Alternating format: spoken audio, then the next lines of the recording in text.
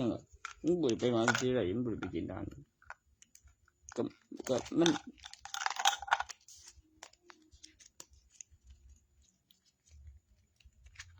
มันไปกินทหารมันจะเอาใบเอกสารสมัครมันบริไปบำบัดเข้าใจบ่กูบำบัดจบมาแล้วมีพยานอย่างเนี้ยโอ้กูบ่ไปเดี๋ยว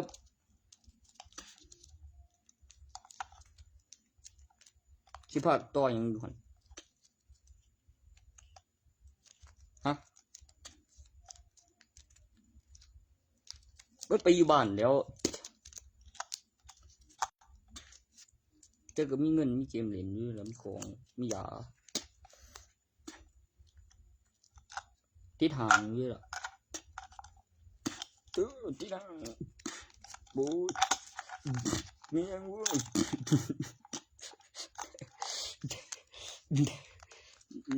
ตัวห่างนั้นบ่มีบันไดเลื่อนกับมีไว้สัญญกแบบสั่นว่าเป็นคล้ายอุปกรณ์ครับมุงอุปกรณ์นะแบบบินดีเดียวก็คือใส่เองสิได้ขายกับเบิดปีคือไปเรียนกับเติมใส่กับมีห้องเก็บของแล้วมีตัวเลขเขาเป็นปีไปใช้เดือนก็มีเวลาก็แบบเกณฑ์คนก็ผลิตเงินตัวนั้นมันมีอุปกรณ์กับราคาเหมาแล้วมีกำไรใน1 ปีแล้วมีคนซื้อแล้วก็มีหม่องเก็บของสำรองเป็นอุปกรณ์แบบได้ขายแล้วมีบินมีกล่องจรตัวได้ขายแบบสำรองสั่นแพ็คเด้แบบเบิดปีแล้วก็มาตั้งราคาเป็นสิ่งเป็นราคาเหมาอย่างละแบบกล่องเดี๋ยวเขาของเก็บของโอ้แล้วมีตัวเลขนับปี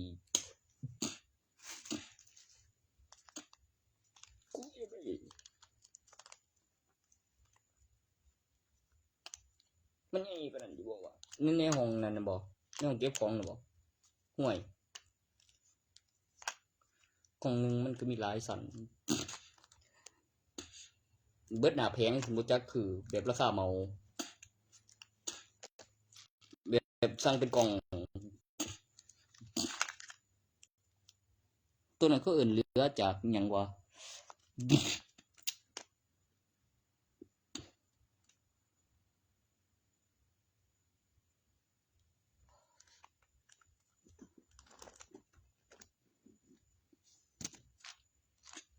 หยังวะมันมันเป็นคือมันเป็นแพงหนาหนึ่งสีแม่แล้วมากกล่องมีราคาเหมาตัวเบิดไว้นะบ่นี่บ่ก็มันยังสิส่งของบ่ทันเขาเสกไล่วันโอ้ไว้มันก็เต็มบ่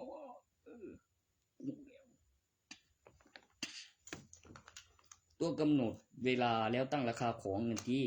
ที่ต้องส่งบริษัทผลิตอุปกรณ์บอกตัวที่ได้ใช้ประจำกับน้ำหนักความทนทานแล้วตั้งราคาวัตถุที่มาสร้างเป็นอุปกรณ์โอ้ยเอามึงจะเว้งแก้กูว่ามันไม่ใช่พระเครื่องด้วยนั่นตัวพระเครื่องอย่างอุ้ยพระเครื่องนั้นอธิบายได้แบบ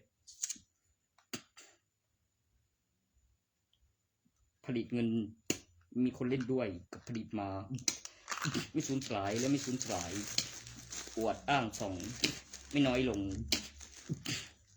งานแบบผลิตเงินแต่งไม่รู้จริงเป็นงานผลิตเงิน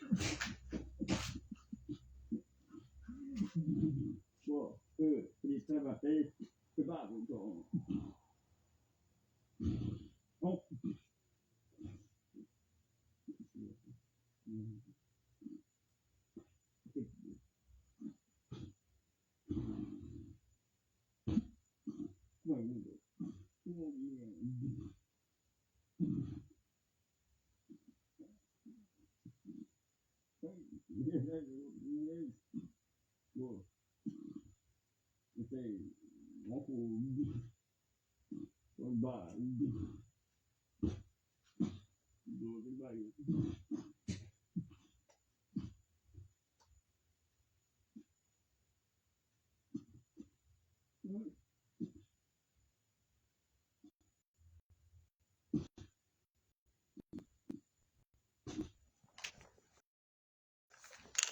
ว้ายอะไรนะไม่ไปเนาะไม่ไปดิบอก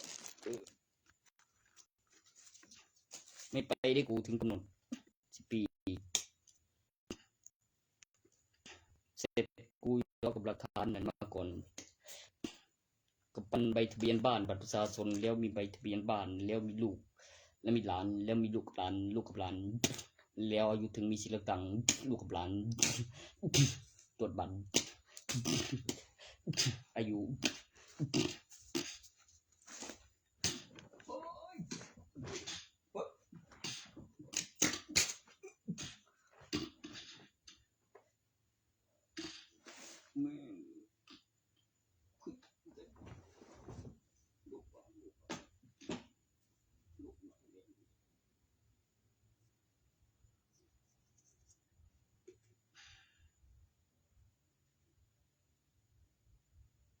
ไม่ใช่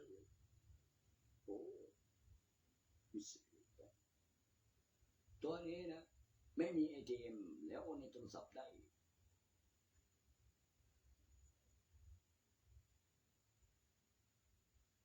มันใส่เ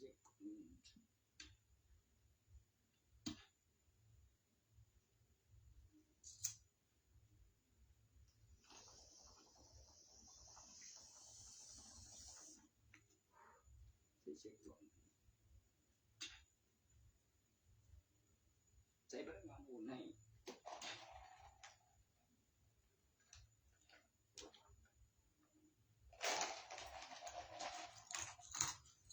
เลยบอกครับ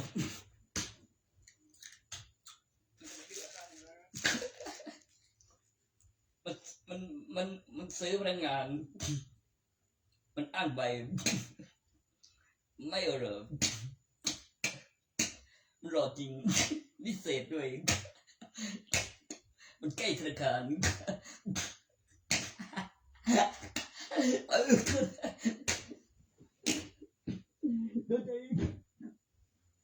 ทะเลซ้อนซอย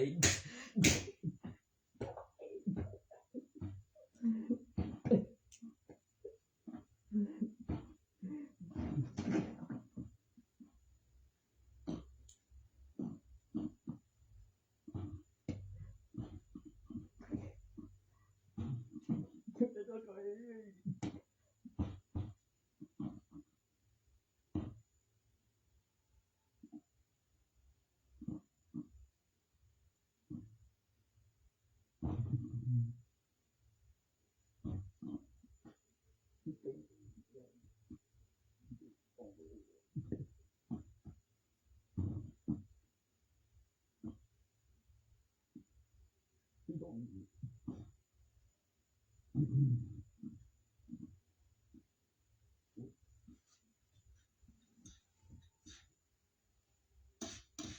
รงทางประกาศทางสุกแสงทางได้ไงกันแต่ว่าพูดว่าบอกเขาดีวัดได้ยังพอเป็นตายฝืนก็ได้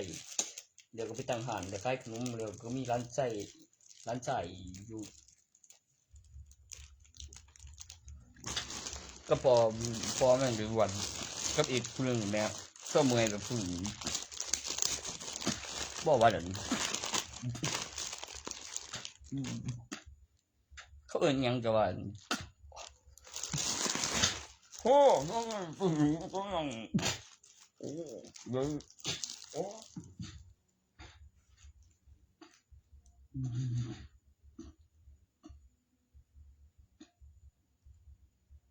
ใช่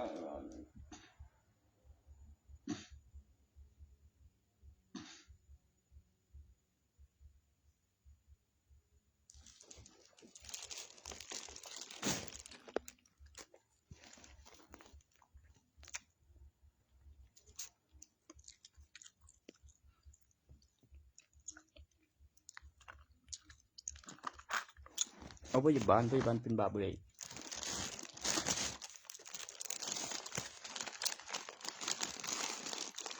ก็เบื่อที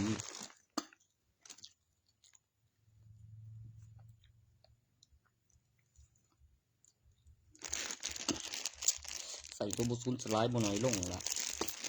เอาพยาบาลในหายโบหรือกับใส่ทะเบียนสรรพคุณสมุนไพรถือกับตัวยาครับผมโอ้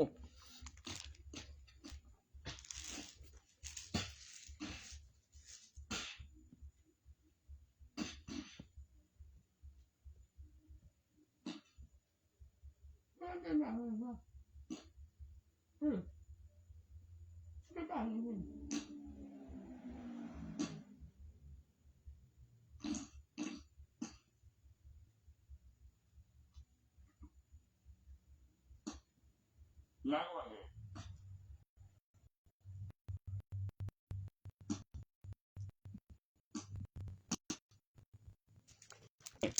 ผมว่าไงซึ่งบอกถึงบุตรบุตร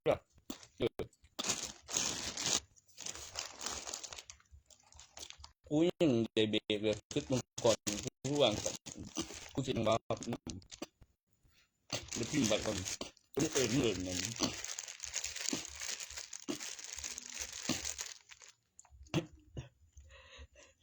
โอ้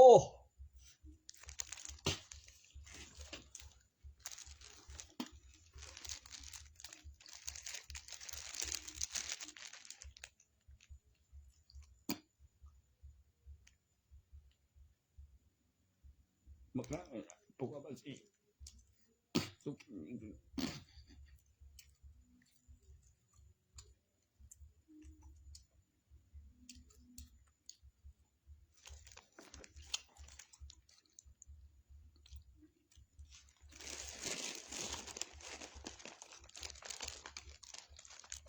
สถานเดินก็10 ปีมีหลังเลย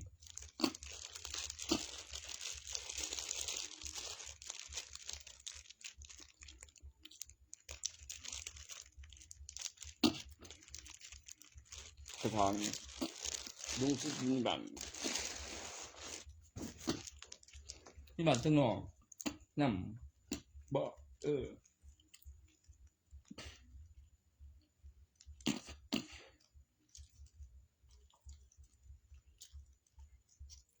นี่แต่จำลองคุณจองเอ๋ยบอกว่าเหตุถือ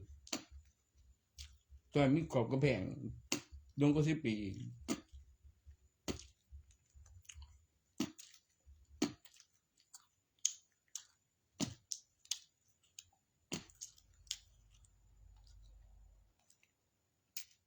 มึงแม่งดูว่ะ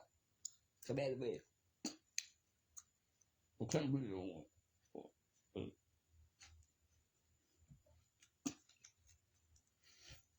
เข้มเอาบ่อนงอไปกูคือ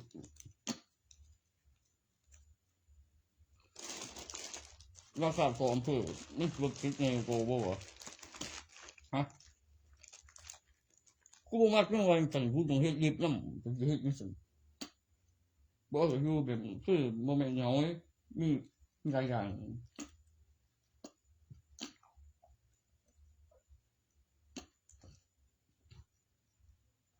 ไม่งอว่ะกูมาไล่สั่นเหงาๆนะแล้วมีของการทางเขาลูกกลางเนี่ยบอกว่าไม่ออกเขาเลยไม่ออกเขาเลยไม่ซอนี่ทุกวันแต่กลางคืน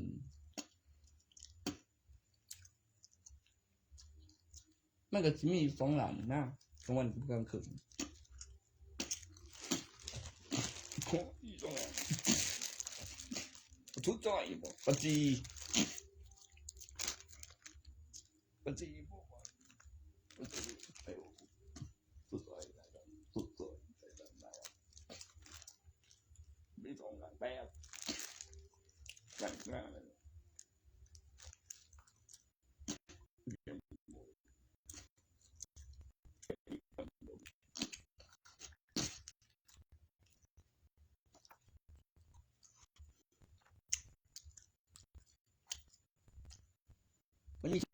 มีชื่อกูแม่นบาง2คน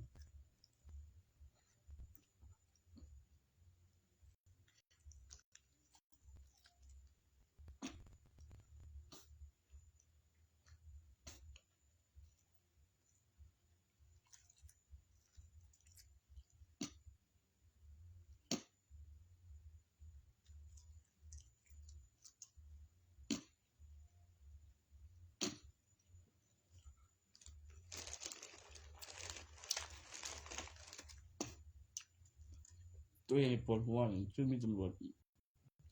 หมอเป็นบางเทื่อผู้เป็นคนเดียวคือตำรวจผู้หมอผู้ทุกคนต่างด้านมากกูต้องสิกับราชการอาชีพมันต้องสั่งร้านแม่มากกู2อาชีพบ่กูบ่แม่นกูเข้าใจว่ากันเนาะแต่จริงแม่ก็บ่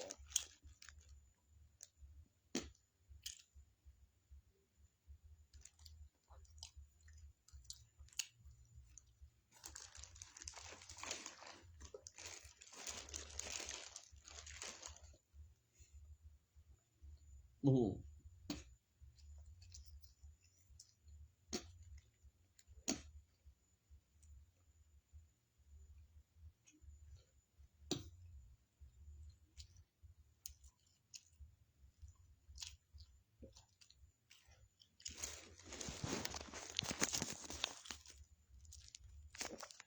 ไปสิอยู่ไกลคนส่งอีเจ้าคนส่งใส่บ่ไว้ไกลไปสินี่มันถึกต้องตามระเบียบแล้วมีคนเที่ยวกับเซ็กใบโอ้ยคนส่งมันมีเซ็กใบเขาคิวโอ้มันอยู่ไกลไปสินี่มีโจทีแน่นอนโอ้ผู้คนส่งไปสิไปสินี่ไว้ไกลคนส่งโอ้ยมึงหมายก็ว่าไงกับมันไม่ต้องกดส่งด้วยเฮ้ยต้องทำไปไกลคนส่งแล้วมันหาย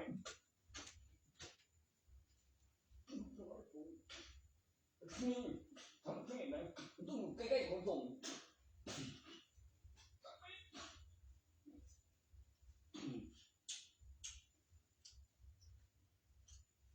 ตัวที่ไปรษณีย์แล้วมันจะมีการพัฒนามีค่าขนส่งมันถึงจะถูกต้องนะงั้นสั่งปิดไปรษณีย์หลายสาขาแล้วก็ไปเขตไม่อยู่ใกล้ขนส่งมันไม่ต้องเลย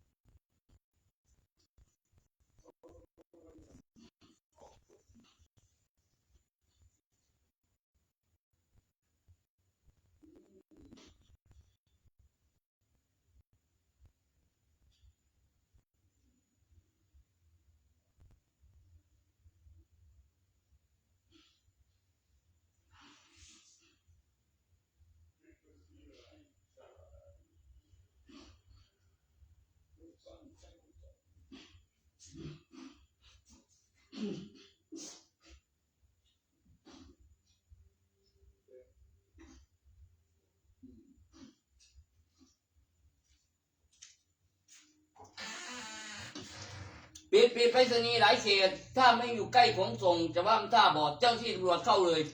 คนออกข่าวทำข่าวตอนนี้เลยไม่ได้ข่าวปลอมกับคนหวยเว้ยศาลออกหมายเอกสารเลยเนื่องจาก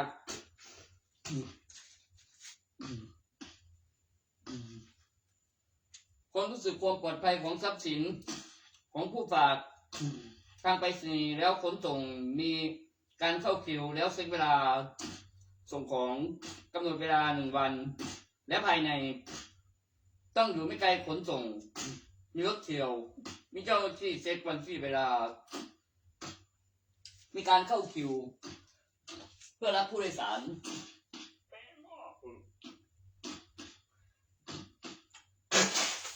กูคืนหัวก่อยเอกสารให้แล้วดิมึงหันเดี๋ยวก็ติดตำรวจไปใจเขา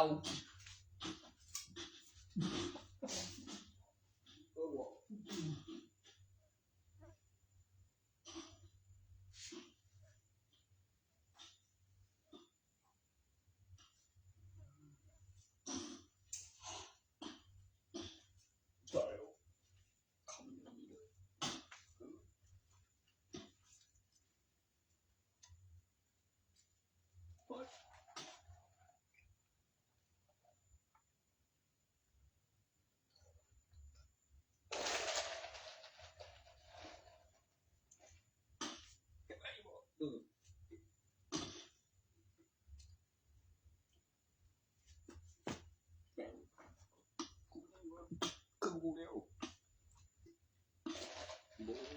อีเมลเด็กคนเสีย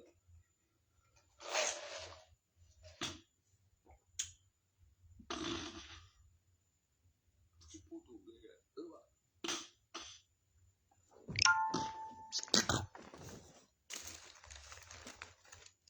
แม่งเลย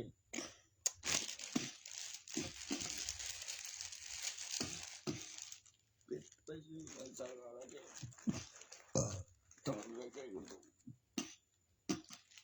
เข้าเลยโอ้ย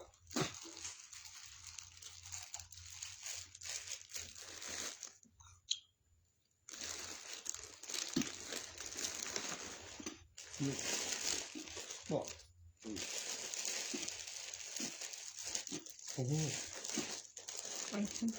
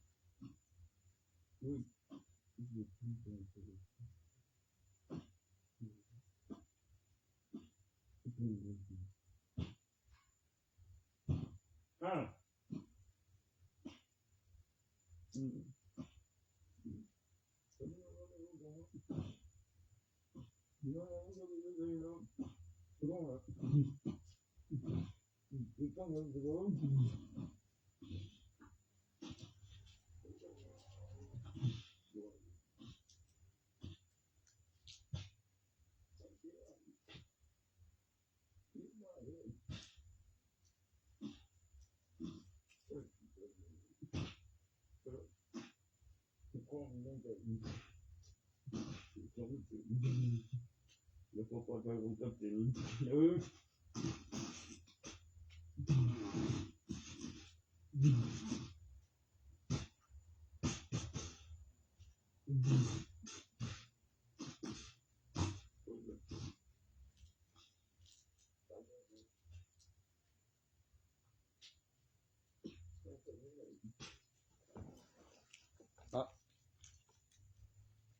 ทุกบางใส่วิเดนว่ามันสิเปิดไปสิมีเด็กเปิดอุปกรณ์ก่อสร้างก่อนบ่ไว้ทุบทิ่มบ่วัดตัวหาแม่ถือไว้เช็คนี่เกิดคนส่งก็ดีเนาะว่ามึงหลายบ่อีกหา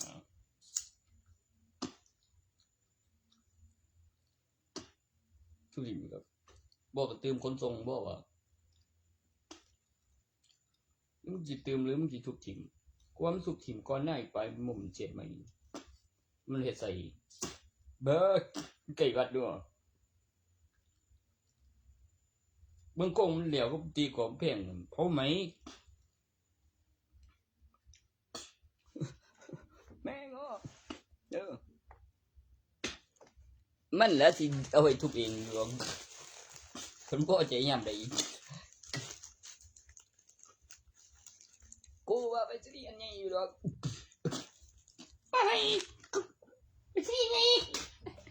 กวดหางอุ้ยกวดหน้าไม่เบ่เลยไอ้นี่เจ็ดกินเจ็ดคนต้องมาเดทไปสิอันนี้มันว่าอย่างเจ็ดแม่เจ็ดเป็น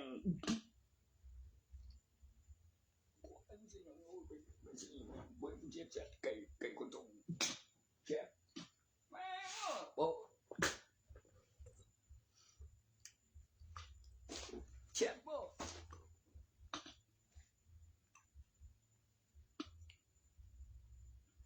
เปิดดูกันตัวสั่ง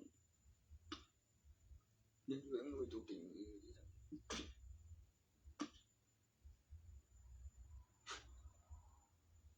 มันเป็นโรงเรียนบัตร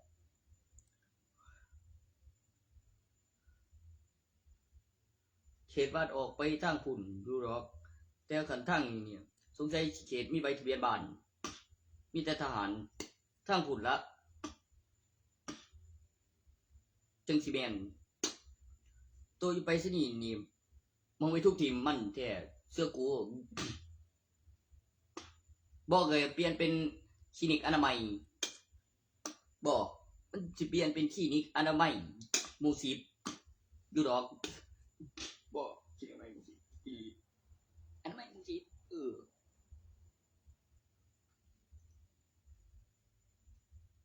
คลินิกอนามัยหมู่สิบแต่ว่ากูก็เริ่มสิบินเดี๋ยวได้แต่ว่ากูพอหูอยู่ดอกว่าย้อนยังมองพักของไก่หอดบ้านสำยังนอนกับตีป่ายพยาบาลจะมีคนส่งอยู่ทางตลาดเรียมันก็ถอดป้ายไปสิบ่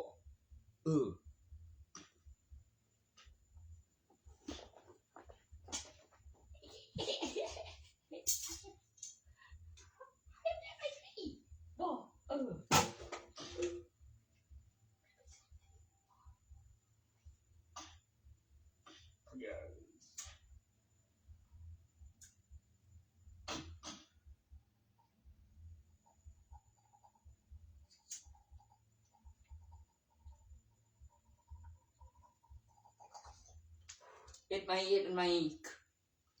มอยู่มองสังเขาออกเป็นเสียงแล้วพี่ของครั้งกูนำเลย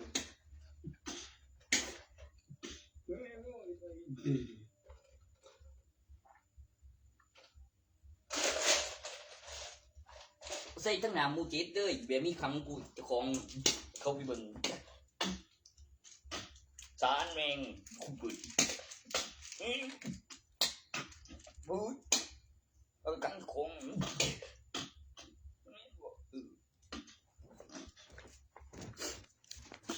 เอาไปครั้งกูเองเดี๋ยวมึงเคยไปเบิ่งหรือบ่ดีกูเจ้าตุนแล้วคิดจะมีอย่างที่ทุกสัปดาห์ถ้าฉันออกเดียว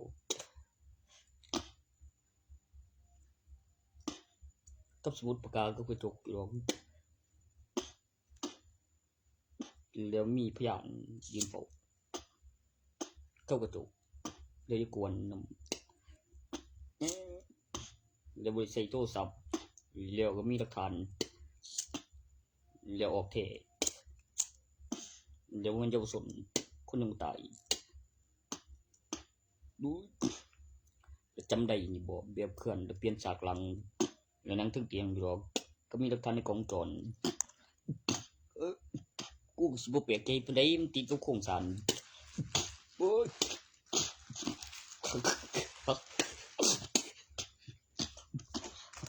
บู๊ฟังไม่มีดีเลยบอกว่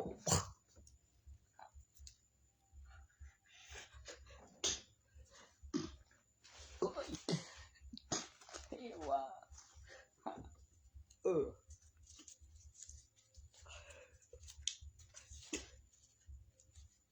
เป็นตัวมันแนวอะไร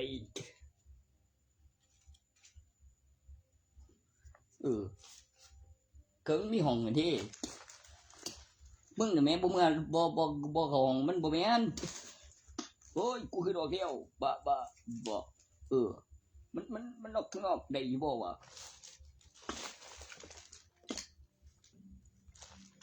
ปิดเครื่องเกิน12ชั่วโมง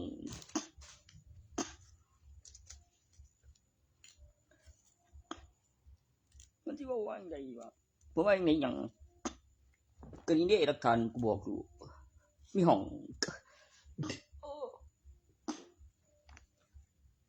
แม่รู้สึกเปลี่ยนสักหลังเฉยๆครับกำลังเครื่องเตียงอุ้ยที่โค้งไปโอ้ไม่ไงก็โดอีวะ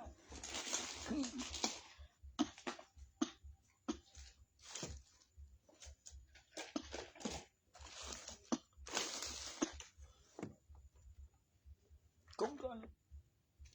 nhưng mà biết cái nhân đi mang rồi hát có yên là được biết bộ ui phí vô đấy gần phí bảy gì phí đường nhằng em thuộc kìm bo và khẩn cũng bộ sang phí còn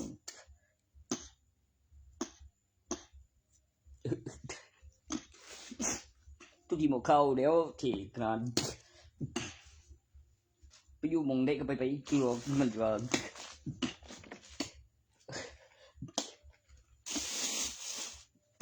ฝากของไปบ่หอดแก้วก่อนกูมักได้อย่ามาเฮ็ดยานนำได้ยังสิว่าบ่ยานทุกทีมนั่นคนหน่วยมีเห็นบ่วะตัวนั้นเร็วก็มีคือพระเครื่องนั่นปวดหัวหลายดอกมึงเฮ้ยตามของเนี่ยได้ว่าสั่งขึ้นมาใหม่กูจะว่าสั่งขึ้นมาใหม่ตัวใช่พี่ได้กูเห็นนั่นบางหันนั่นที่ตัวมันยังไงกว่าเลยเดี๋ยวพ่อมันเดี๋ยวนี่ถ้าบึงเขาได้ออกข้าวนั่นบอกที่สุดเต็มที่เลยได้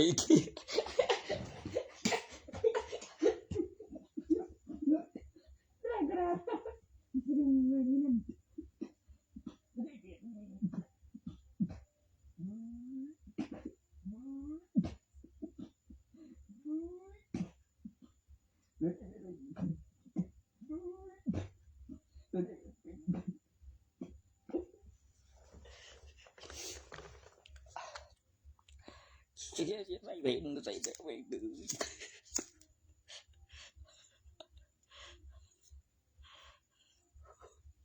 มันอยู่ในวัตถุอยู่แล้วหลักฐานเวลานั่นโอ้บอกไม่สูญสลายไม่แก่นั่นมีดูเดือใส่เพศอยู่ดอกนั่นโอ้ยอ๋อ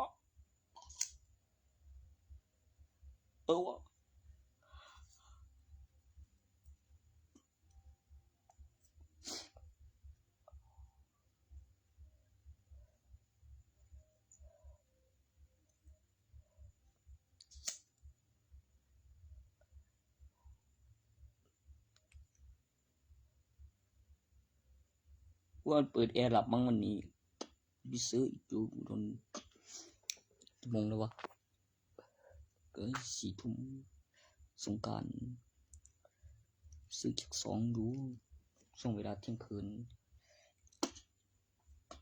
โอ้ยแม่งมันก็นับวันพรุ่งนี้ดิมันก็เก็บซื้อเป็นแบบว่า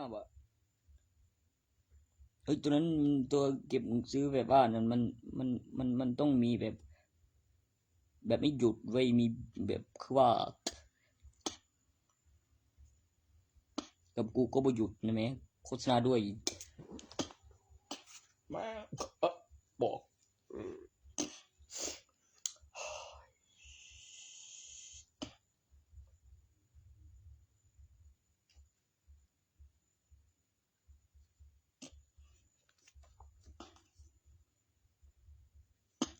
กูไปดาวมาแล้วรถนึงมันเป็นคือยังวะทำไม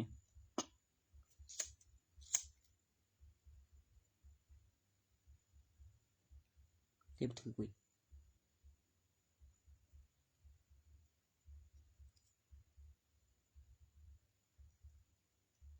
มื้อแนวนั้นมันบ่ให้เส้นบ่ให้ดาว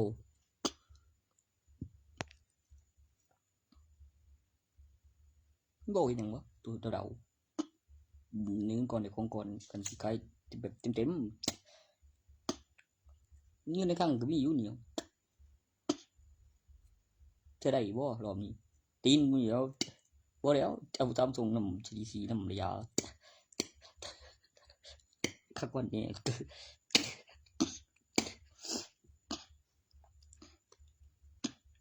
กึดสิแล้วก่อนเดี๋ยวพอใจกูก่อนดีเฮ้ยโด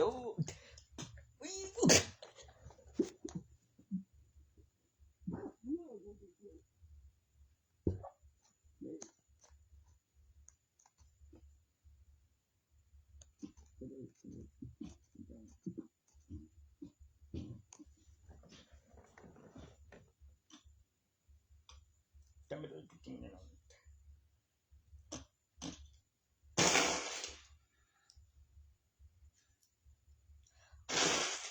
มันจะเป็นไสไม่ของรัฐบาลขั้นตอนถัดไปถอดไปสนี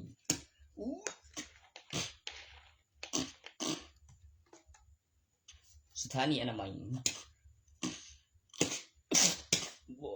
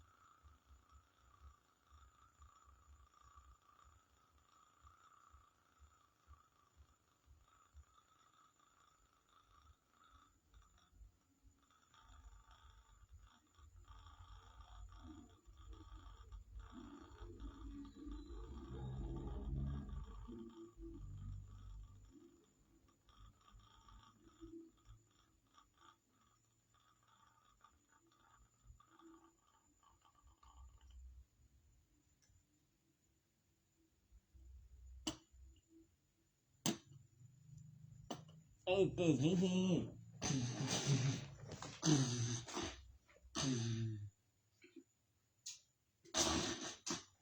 ุยตายเดี๋ยวบอกแจ้งไปเดี๋ยวเอาเข้าเลยกี่คนตรงชี้เด่น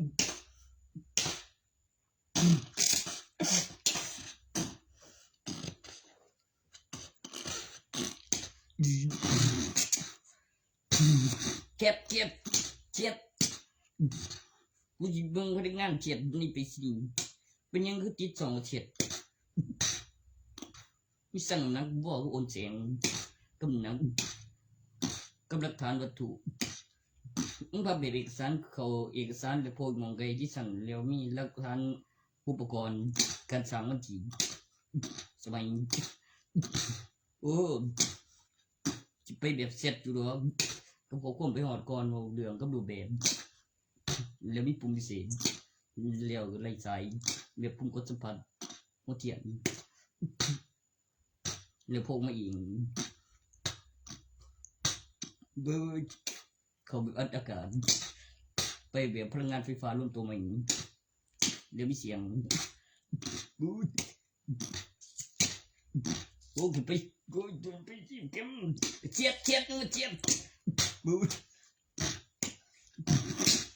เอ้านี่อื่นหรือบ่อีกเดี๋ยวมีหลักฐานเวลาตอนเขาส่งเดี๋ยวที่ส่งเทมีบินบูเชียดอยู่ดิ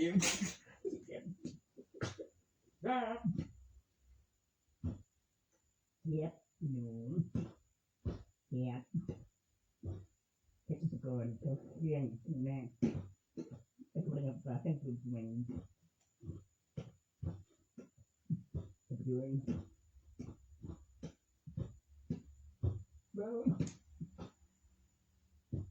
เสียงของที่นี้ได้ไหนไปเปลี่ยน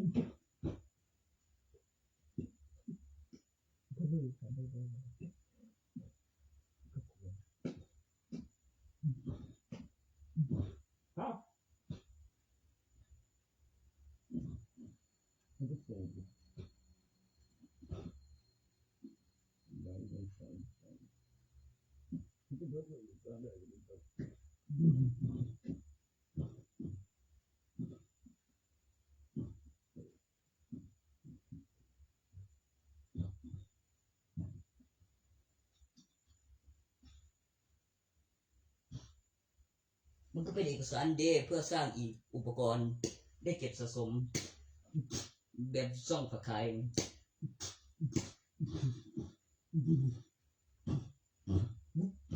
แต่คุณปลูกโอ้ยบ้าเว้ยบ้านนี้ไม่สร้างมัน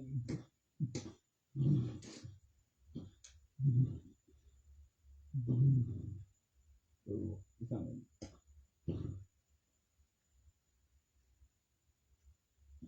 ฉันว่ามันจะเป็นอุ้ยใส่เครื่องไม้ล่องรอยเกือบเย็นน้ำหนักแล้วเอาไปทำอีก1อันคือรูปล้อมีครั้งมีอันนึงมีบัญชีที่วางมันเป็นความรู้สึกแบบนั้นบ่ว่าตัวมีบัญชีมีที่วาง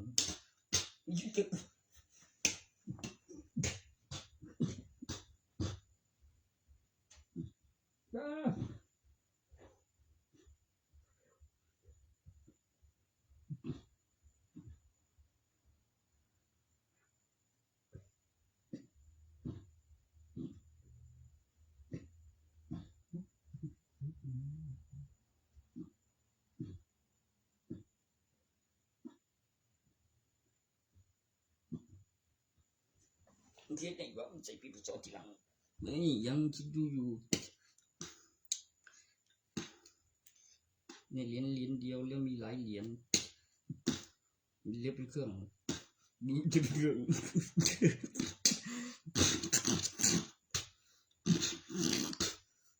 มันก็เปลี่ยนทรงมาทันได้อีกวะที่เปลี่ยนทรงได้อีกแก่นปุ๊บ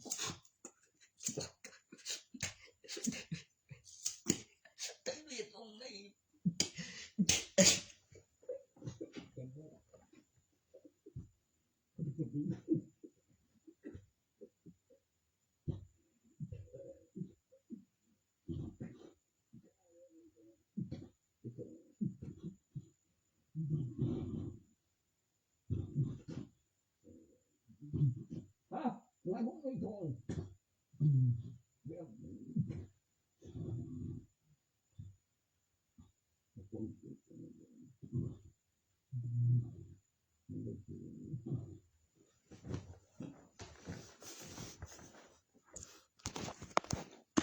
ผมจะมีของดีมีหลักฐานแล้วต่อก็โอเคมีจำนวนตัวเลขที่จำได้ตั้งแต่วันนั้นต้นมาเริ่มอยากแล้ว อยากว่าอยู่เมื่อกี้ก็เกือบแล้วไปมหาวิทยาลัยไล่สีไล่ทรงอยู่ดอกแม่งว่าไล่สีแล้วไล่ทรงเนาะโฆษณาขายปงขนกินมากๆหน่อยเพื่อเปลี่ยนสีขนแล้วยังมันจะไปใส่โอ้ท้องไงสินะก่อนจะก่อนจะเข้าแล้วรวมตัวเป็นขนรู้ไหมในการปลุกวิญญาณตัวเข้าไปข้างในแล้วเป็นกระดูกนั้นก่อนหน้านั้นประเด็นแล้วแข็งแกร่งขึ้นเป็นกระดูกมึงเชื่อกูบ่บุยตัวนั้นน่ะเมียไม่เอาได้ตัวย้อนจะเอาตัวออกมาแล้วจะก็ยิงก็ยิงเต้น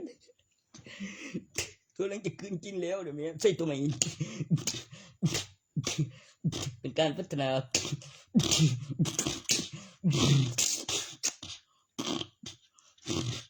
ไม่ใช่ย้อนเงินในไม่ดูมันเป็น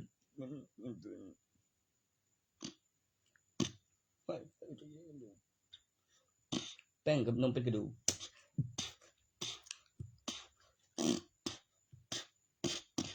แป้งกับนมเป็นกระดูก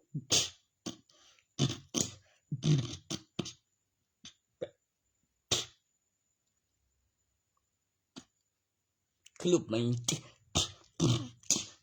โอ้เดี๋ยวนี้จะขึ้นเลยต้องนับ2 ใบหันเนื้อหวานในไปธนบัตร1แล้วตั้งราคา2 ใบแล้ว1 องค์แล้วธนบัตรโบราณแล้วกลิ่นหอมยังไม่สูญสลายแล้วพับม้วนเน็บเข้าไปใน1จำนวนแล้วก็ขีดแล้วค่าแรงค่ายัดหวานให้หอมไม่สลายให้หอมไม่สูญยังงั้นเพิ่มกลิ่นหอมมาก่อนให้เชื่อหน่อยสมบัติสร้างขึ้นโดยธนบัตรตัวที่สังเกตแล้วเจอไม่สลายไม่สูญกูว่าจะขึ้นรูปดอกไม้ในโลแต่ที่แน่นะต่อจะขึ้นรูปดอกไม้ในโลไปได้ใบธนบัตรเนี่ยเขาไม่สลายเขาไม่สูญสีไม่ตกสีไม่ตกด้วยหรอแน่หรอสีไม่ตกอ่ะ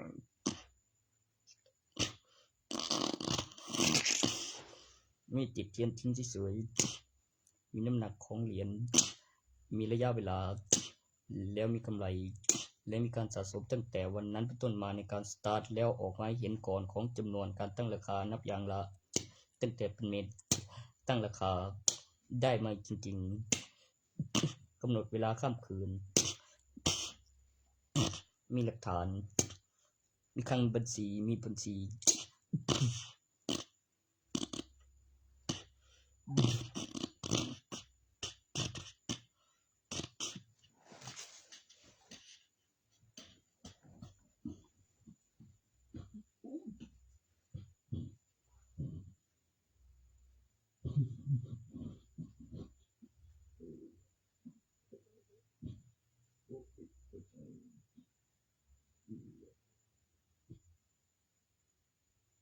สถานีอนามัย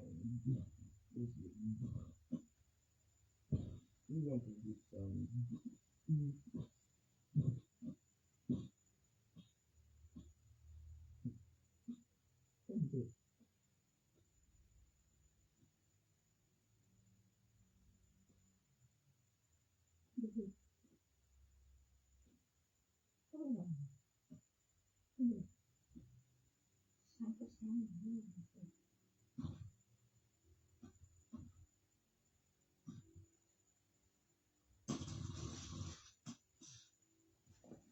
ฮะกระลูกตำรวจมันครูตำรวจมันบริครูบอกลูกตำรวจครูตัวตำรวจพวก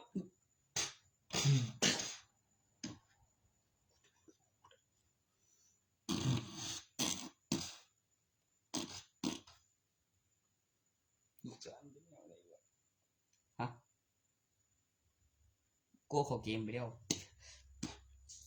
มีไปโรงเรียนแล้วมีวันเสาร์อาทิตย์ก็มีห้องแล้วมีกลางวันและกลางคืนแล้วไปโรงเรียนก็มีวันเสาร์อาทิตย์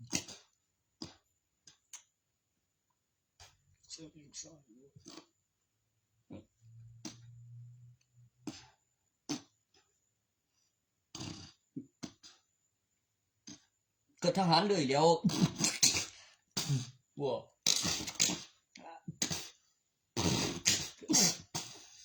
ผู้สารกระดานแล้วบ่กลัวอยู่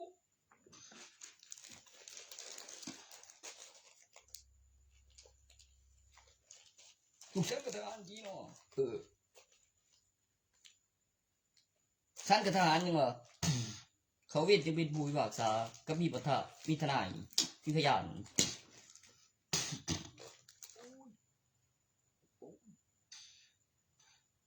จะเป็นกูบอกขัดเพาะมาสอนมามันไปติดโม้มันเลยขู่ขันอยู่กับปอมันบ่ขู่ที่เจมเฮ้ยก็สอนผ่าเสียจังได้ดีว่าเจมก็ผ่าแล้วคือว่าคือเห็นกูไป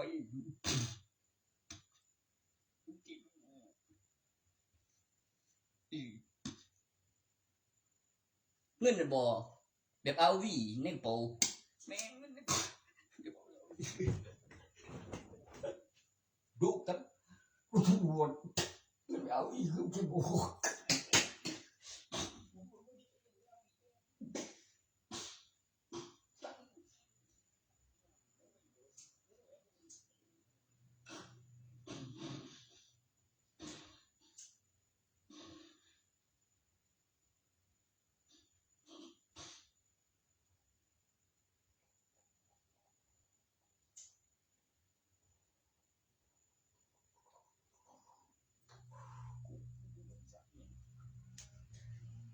ฮะกระดูกตำรวจเป็นสันเห็นพอแล้ว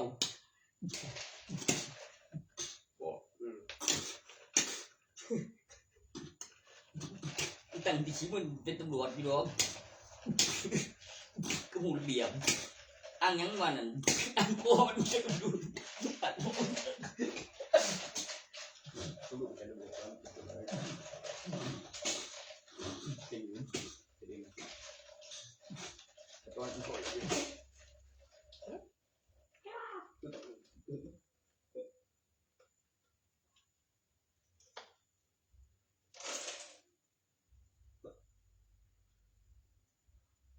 โอ้ยมันต่อไปจะนี่น่ากลัวมันจะกินกันใหม่หมดบอกแล้วสถานีอนามัยกูสิบอกเฮ้ยสถานีอนามัย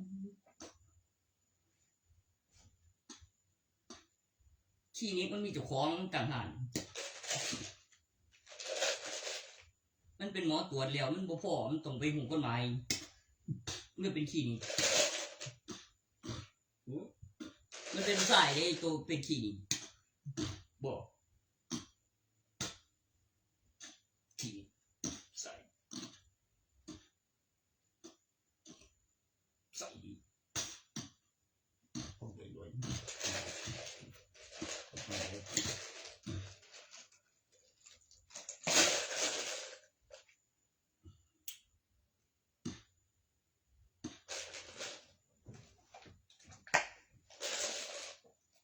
ไม่เชื่อกูทีแล้วเนาะว่าก็พบสอนมันดีเอาแกนเขาในคือหัวโพขึ้นมาเลยเว้ยมึงคือดีโพนั่นละเมื่อก่อนแม่ว่าสอทุกที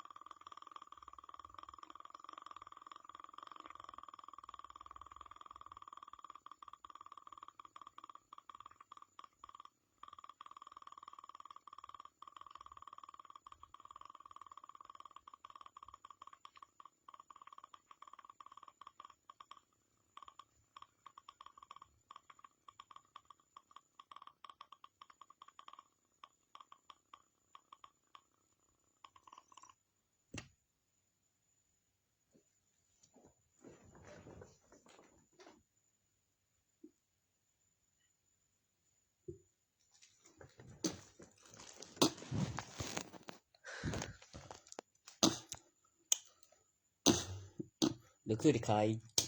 เก็บหลักฐานแล้วเอาวีซ่าไปสุ่มทรายมื้อไหนลงแล้วเก็บวิดีโอแล้วก็หารุ่นใหม่มาวางไว้จังหันนำเข้าว่ามีของดีแบบบ่ยานอันโตมันลอยทั้งเดือนเท่านั้นเฮ็ดได้เลยบุ้ยหอมหอมเย็นตัวอี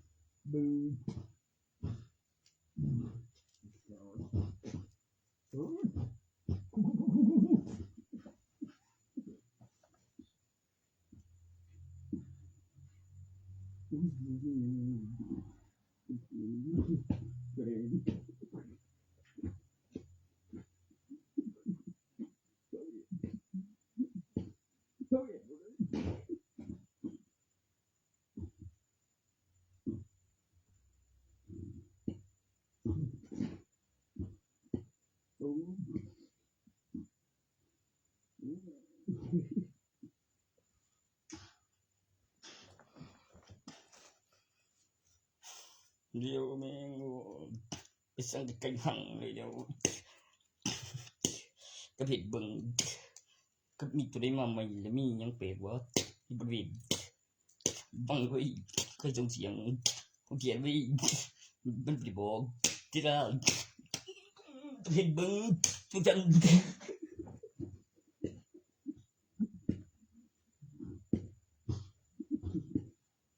แล้วหยังบอกไว้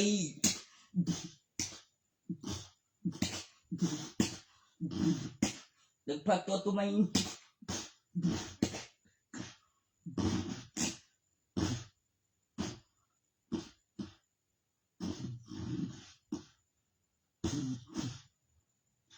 มันบอกบ่ยากดอกเต็มเสื้อคนบ่ง่ายกับประโยชน์หยังกับคิดบ่ก่อน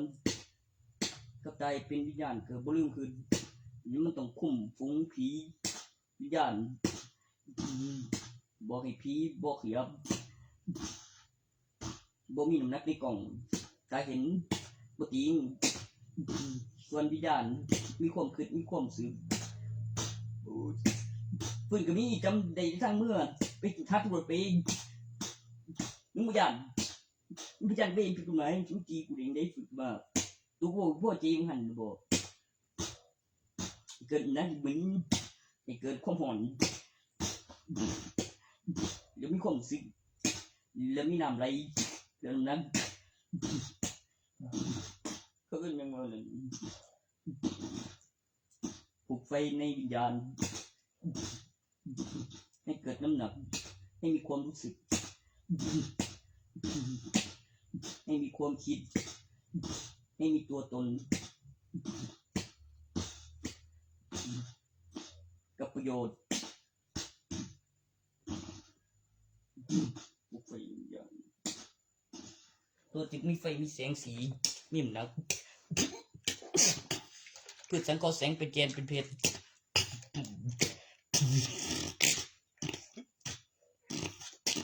ตัวนั้นมันจะเอาที่บอกได้บ่ว่ามันก็ยืนอยู่ทางนอกมีหม่องว่างเด้เห็นบ่มีเหรียญนึงมีเครื่องหมายเหรียญมีข้างเรียบไปรูปปลุกเสกกับคือรูปตั้งชื่อยี่ห้อบ่ตัวนั้นบ่คือหมายจุด แบบที่ทิมแบบเป็นขั้นเลี้ยวก็เปลี่ยนใหม่ตอนขึ้นทีนี่ถนนนั่นกับสูตรบ่ทิมซื้อได้แล้วมีหมองว่างไปแต่งข้าใหม่แล้วมีขั้นเลี้ยวกำลังตีกับผู้ใดเจ้าเข็มบันบ่แล่นจักกิโลโซคนไม่ดีไม่ระวังโอ้ชิโดกับที่ขั้นใหม่อัปเดตว่าเสน่ห์ตะรันเกิดขึ้นจากพอมีห้องแล้วฟื้นเลยมีอยู่ล็อกข้างในเพราะตัวนั้นไม่ขณะเคลื่อนที่วิญญาณพาหนะอีกคันมีคันใหม่แน่นอนมีดูมีจริงโบเลยอดีตมาสั่นตรงนั้น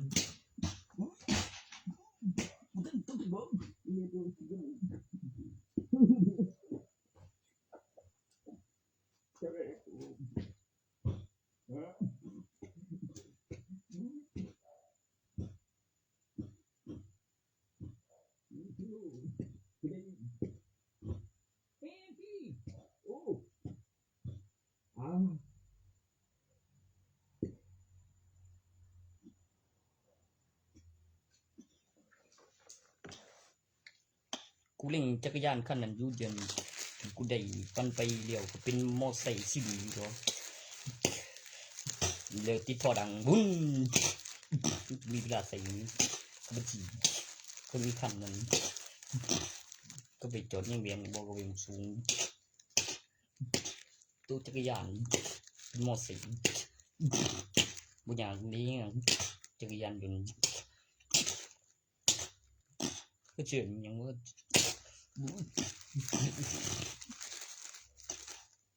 โอ้เขาเกิดทีมเร็วโอ้ย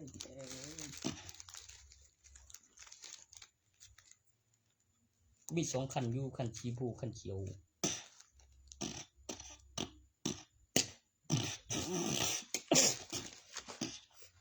เตรียมบุตรถือใจไหมเป็นยังมันสิให้ได้บ่ให้ดอกเดสิเงินเงินเก่าโคกูตีนกูคิดมึงดูคันกูเติมแบบเต็มถังเหลือเต็มถังแล้วเดกูเจมันคือบอกเอาคันไหมให้กูแม่งมันคือสิคันนั้นแล้วไปต่อคันใหม่เลี้ยวก็โทรว่าสิใส่คันเบิดแน่นั้นก็ไปแล้วเอ้าก็มันสิให้มันบ่ตั้งสิให้ดอกเนี่ยมันแต่คิดว่าคือเห็นถามพ่อ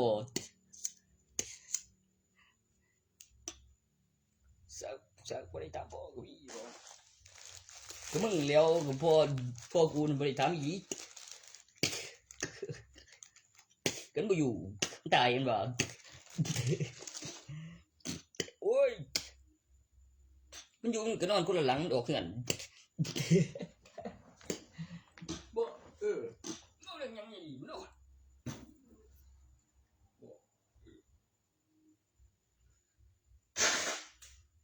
ตัวไปได้คือมีแต่กูแล้วก็แบบคือดูถูกได้ก็สอนมาดีกว่าแล้วส่งแชทเป็นวิดีโอมึงบ่เข้าใจหยังอยู่นี่คันส่งเสียงขึ้นมาอีกก็บ่เบิ้ดที่บ่แม่งง่ายเด้อ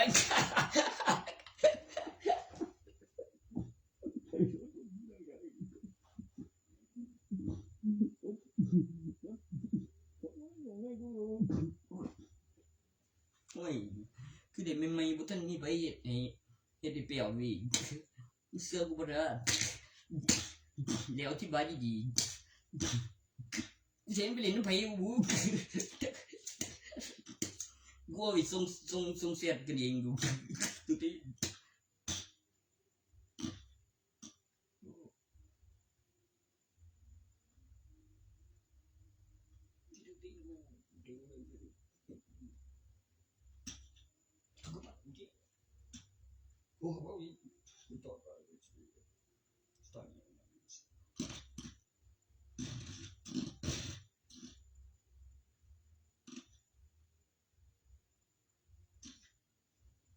นอนทางคุณแล้วไม่เฮ็ดงานทางผีแล้วมีกองจรทางเขาทางออก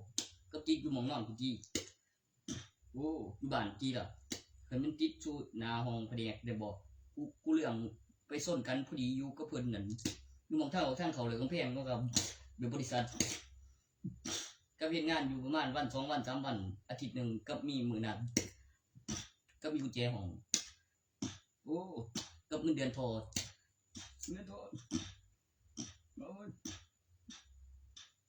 มีเวรครับ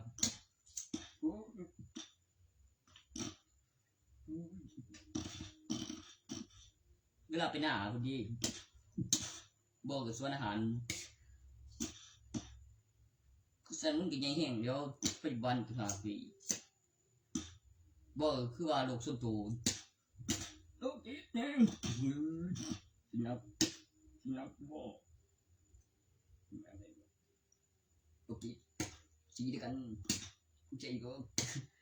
เอาสุขภาพกับเบยกับแบบคนอยู่แล้วเหตุไทยเสียงให้ใจทุกทีใส่อุปกรณ์ที่เทียนไว้ติดที่ซื้อเดียวใส่สรรพคุณดีกว่าบริใส่แบบสิเพิ่งบางเทีกูว่ามันเสียบบริเสียบที่ซื้อมันจะซาไฟที่ฟื้นไม่ในห้องล็อกข้างในต่อวีนึงฟื้นแล้วฟื้นเลยมีห้องมีเขามีเจ้าของยี่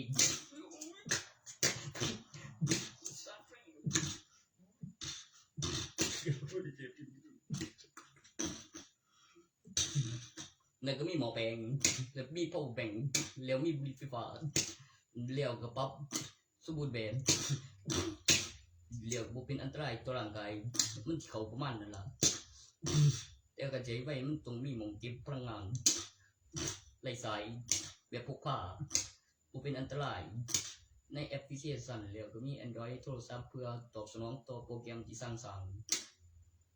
ต้องซื้อ Android คันแล้วสิ่งที่ต้องการแล้วบอกไว้แล้วกำหนดเวลาเดี๋ยวใดมาก่อนเดี๋ยวใดไม่เห็น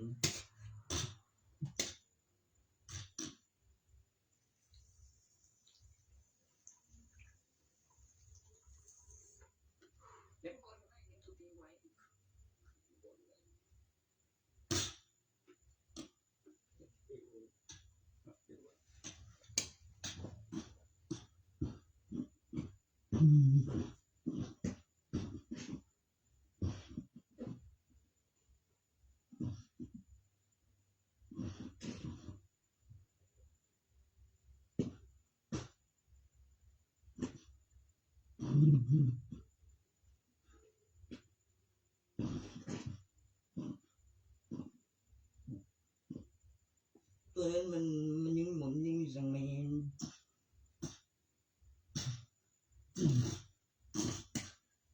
ตัวคลินิกตรงข้างมันมีทุกของไม่ใช่ของรัฐบาลมันมีตารัฐบาลของตนเองขันที่มากกว่าตาในธนบัตรไว้ถอดแล้วก็รวมกันแล้วเอาไว้เสื้อถือแล้วถือในมือกับมีทุกของสะดวกเฉพาะบางเวลาแล้วก็เกี่ยวกับผู้ครอบครองมีกล้องจรมีบัตรประชาชนมีเครื่องหมายอุปกรณ์การใช้งานแปรรูปปลุกเสกจากเครื่องเงินไม่ขึ้นสนิมไม่เกิดบาดทะยักเป็นอุปกรณ์ที่ต่อโดยไร้สายแล้วเก็บพลังงานไฟฟ้าเป็นอุปกรณ์รักษามีประโยชน์ไปกับพลังงานไฟฟ้าแล้วไม่เกิดบาดทะยักสายฟ้าที่ฆ่าเชื้อแบคทีเรียก่อนจะเป็นเชื้อไวรัสในอุปกรณ์เครื่องมือการรักษาฟื้นฟูฆ่าเชื้อแบคทีเรียปรับไฟฟ้าในอุปกรณ์ไร้สายคำแนะนำหนังสือออกมาก่อนวิดีโอต่อจากวิดีโอมีหนังสือแน่นอนแล้วมีวิดีโอแล้วเป็นหลักฐานแล้วเก็บโพสต์แล้วใส่จำนวนตัวเลขที่จำได้แล้วความสามารถของอุปกรณ์พิเศษเป็นอุปกรณ์รักษาฟื้นฟูเหล็กดูดไม่ดูดเป็นเช่นกระดูกแข็งเช่นโลหะน้ำไฟฟ้ามีมสีมีการตั้งราคามีบัตรประชาชนมีห้องทำงานมีห้องตรวจมีอุปกรณ์มีค่าบำรุงอุปกรณ์เมื่อได้ใช้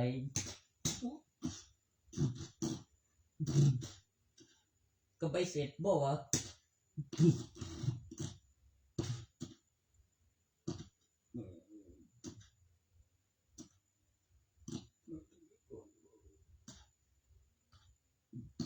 ได้มาก่อนได้ไหมเห็น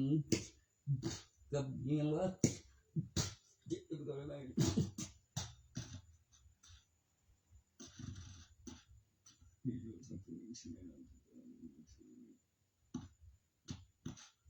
ตอนนั้น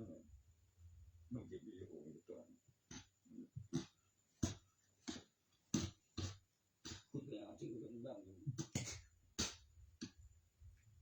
สุขอยู่ชื่อรุ่นมันวิเศษตรงไหนแบ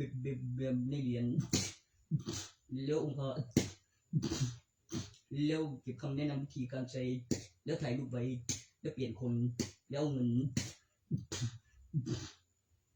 ไม่ก็ดอลราคาถ้าโค้งจะต้องได้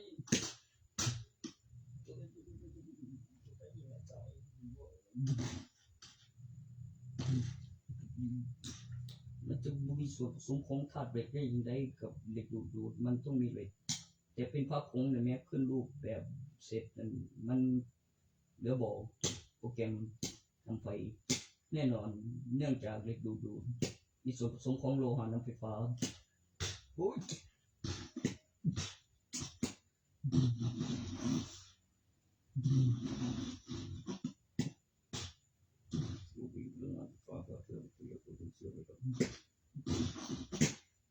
ไม่เกินบาทครับไม่มีสิ่ง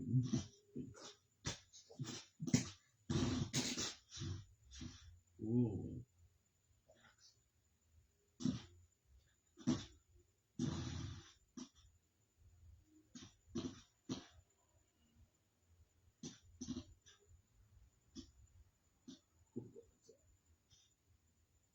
ตัวอุปกรณ์รักษานับคือเติมเต็มไม่ได้ขาย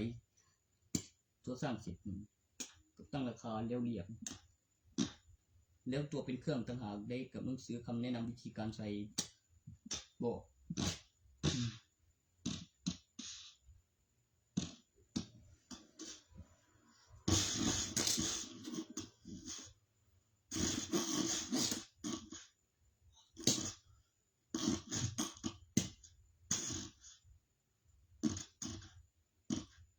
ซึ่งใครบอกเลยมากกว่านั้นเราไปเองกับฟองมีเทโอ้ยก็ความสะดวกแต่สมัยนั้นจะลงแรงกันเลยที่บอกว่าทุกชิ้นงานมีต้องดู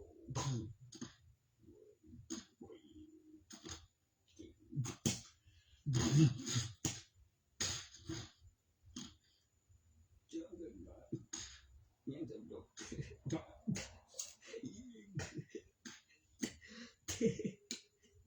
มาเอง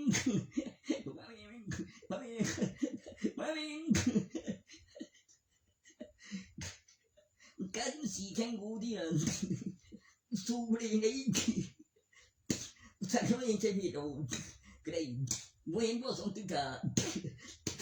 สิวนบ่เดี๋ยวบางน้ำตอนนี้ก็ใช่ผิดกับหลักฐานทุกทีเดี๋ยวบางน้ำใช่ผิดตอนนี้มันต้องบอกมีแก้ว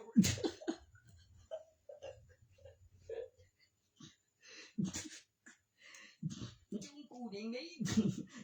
กูหามากูจะเอาอีกไปหากูมาไปกูมาไป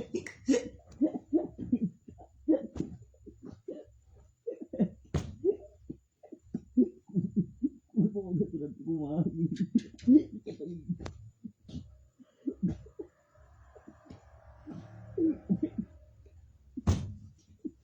ไปเลย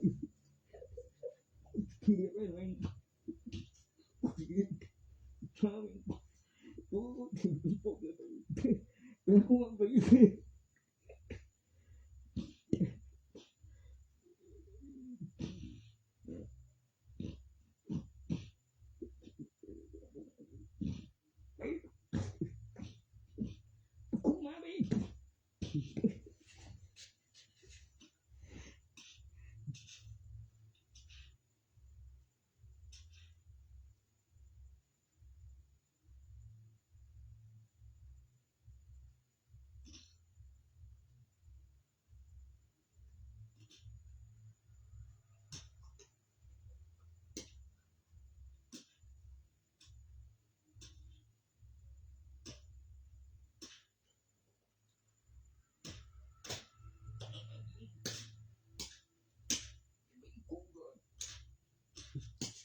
มีน้ำนี่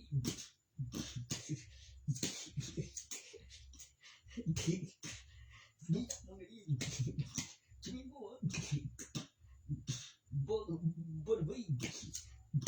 ไปได้มาสิจิกุมดูจิจะเจียงอ่ะปกติบู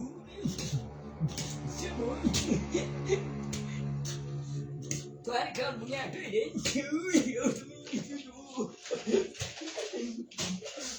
ยังไง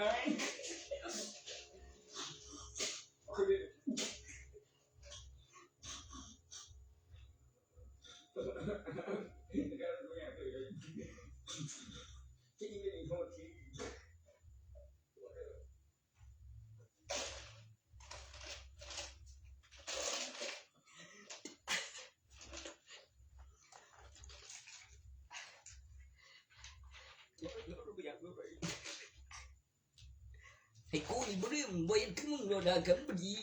เห็นเขาโอเคไหมโอเคแล้วกูบ่ได้กูติเด้อโอ้ยโอเคดู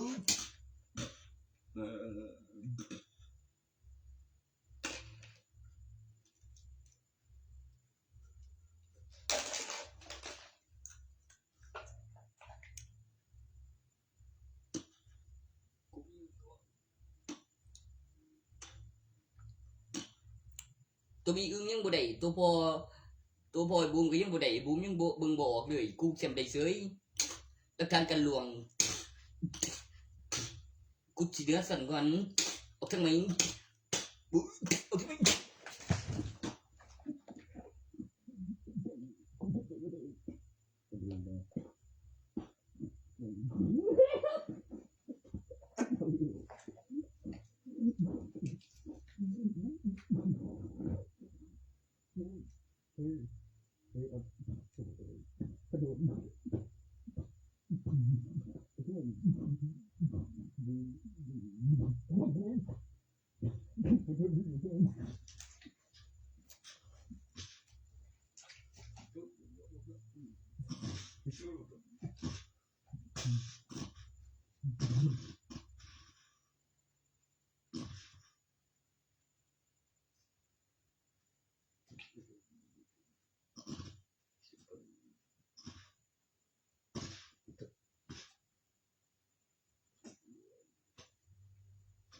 คือกูเบิ่ง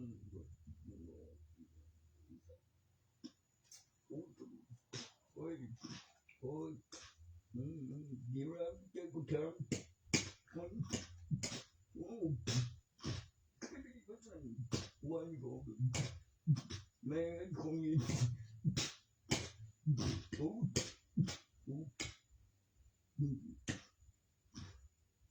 สั่นคำกูนี่เนาะnhầm được úi nó không nhìn muốn đi con tròn do bên đường bên bị thật sự hơn tôi tiếng tiền úi nó mà bên đây chưa ô trong đây cái video khi việc sân còn cầm nó với là bởi được đẹp luôn nói cườiเป็นยามคืนวี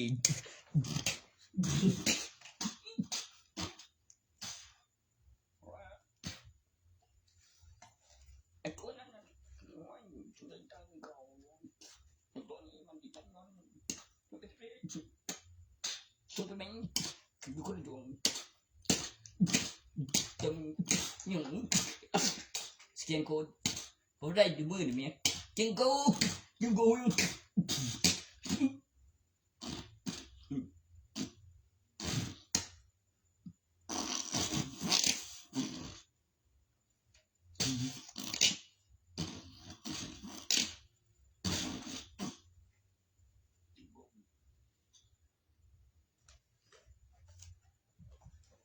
สูงเลย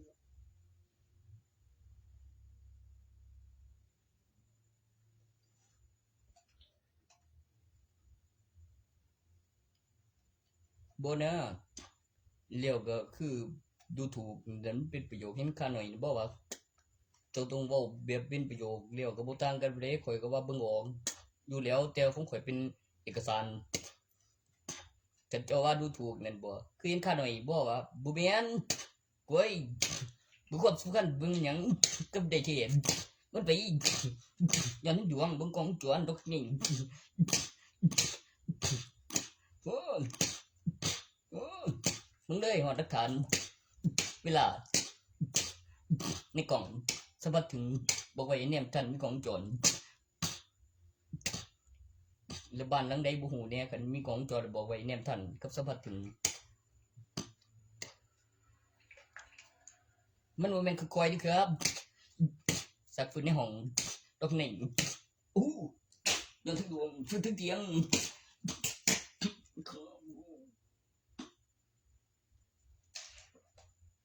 แล้วสักเปิดเอกสารน่ะบ่คือฮู้เบิดจะเป็นความลับเป็นหยังกูไม่เจอมึงยังไม่กงจนมันไป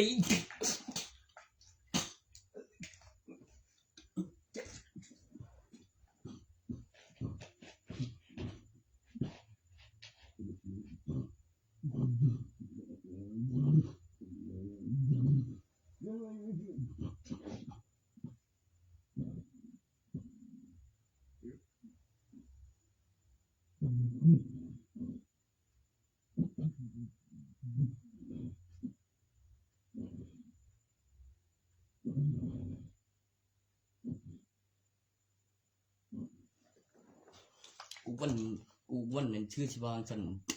อยู่ดอกตัวนึงนั่นก็กินฮอดมันก็ไปหามันเดิมคิวอยู่ไสก็อยู่เฮือนอยู่เดือนเดี๋ยวสิว่าอยู่ไสวะสิว่าเนาะติดคุกตัวบ่ค่าอยู่ดอกเดี๋ยวกูกำลังสิออกไปติดคุกตัวค่ามึงสิกินโลละไปสร้างกันพอดีติดคุกตัวค่า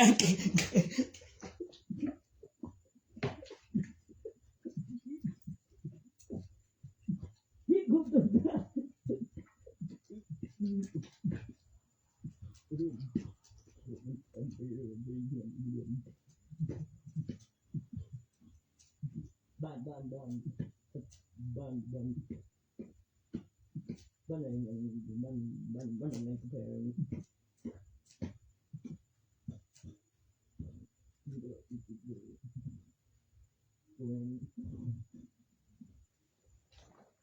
ไม่ติดคุกมันตั้งสิลืมบ่ได้ก็แบบคือบ่ได้ตีถึกรู้เด้ให้เมื่อยเจอกูนี่ยังเป็นแห้งทั้งสอง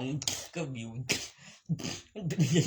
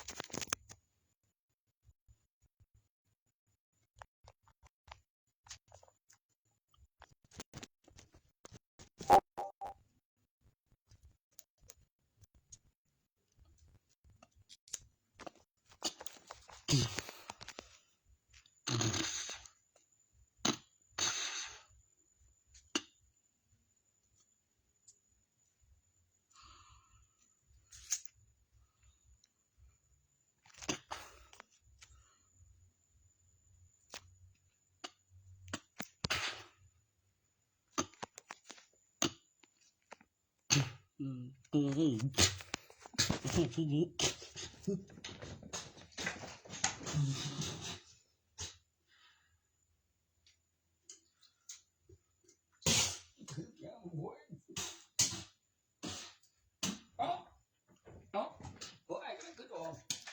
บ่คือในจอมใหญ่เดียวจิละตัวยาเสพติดมันตกถือหรือออกไล่เม็ดนำเป็นมันมีคืนหนึ่งนี่บ่มีแล้วนับเงินแล้วเบิ่งของคือดีจัวแน่นอนกูมีปืนคือบางเทื่อก็เจอพวกหลานกับยาลอยอู้พวกหลานได้ลอยยอดตี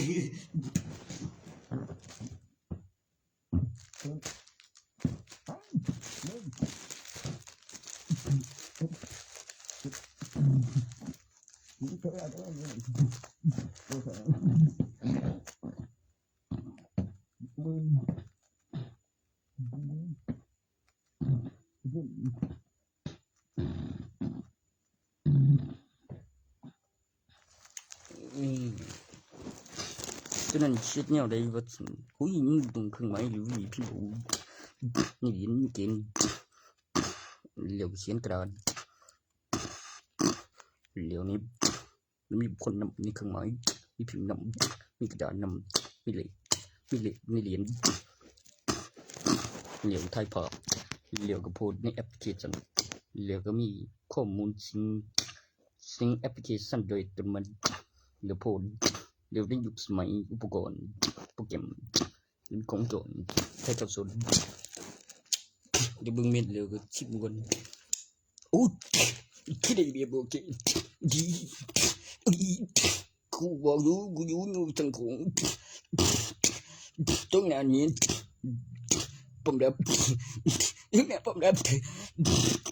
เขาเรียกว่ารับจำที่นี่วิธีกูบอกมันจะยังคุยกับชีวิตดำแก่เดียวเอาเถอะ